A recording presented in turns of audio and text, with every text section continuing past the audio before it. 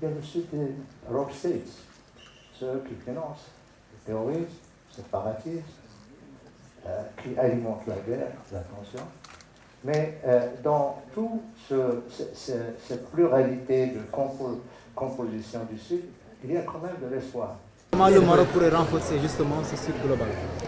Il le renforce déjà grâce à une coopération Sud-Sud très ancienne, très riche, très intense, et qui investit dans les infrastructures dans les pays du Sud, qui investit dans la formation, qui investit dans la formation des imams et des moushidat. C'est parce que la sécurité, l'islam de juste milieu, authentique, ça contribue également à l'apaisement des esprits et surtout ça contribue à combattre l'extrémisme violent, ça contribue à combattre le terrorisme.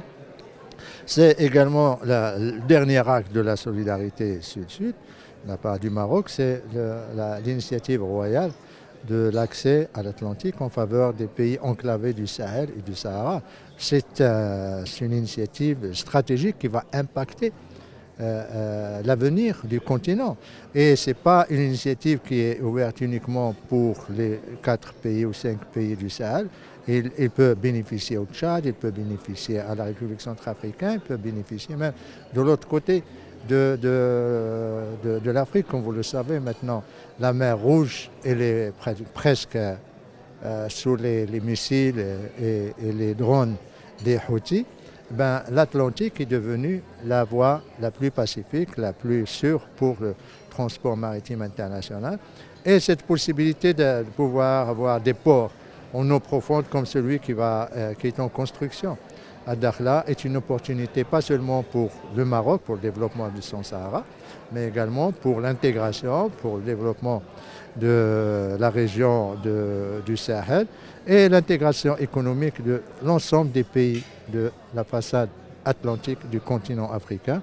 Et je crois que l'AZLECA est une opportunité, quand on intègre cette initiative au sein de l'AZLECA, c'est une opportunité pour développer encore davantage et donner un rayonnement et un impact continental à cette initiative royale qui est maintenant devenue pratiquement prévisible, discutée à New York, discutée à Genève, discutée ici et discutée dans les pays de la région et même dans des réunions qui sont organisées, des side events à Addis Abeba. Comment vendre le Sud plus fort?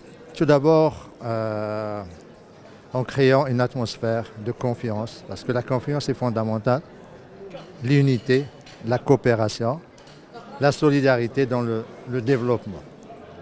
Ça d'un côté. De l'autre côté, il faut que le Sud également respecte les règles de droit sur le plan international, respecte la Charte des Nations Unies, respecte le bon voisinage et également respecte les principes de règlement des différends, cesser de fomenter des troubles, cesser d'encourager le séparatisme, cesser d'abriter ou d'encourager des groupes terroristes armés.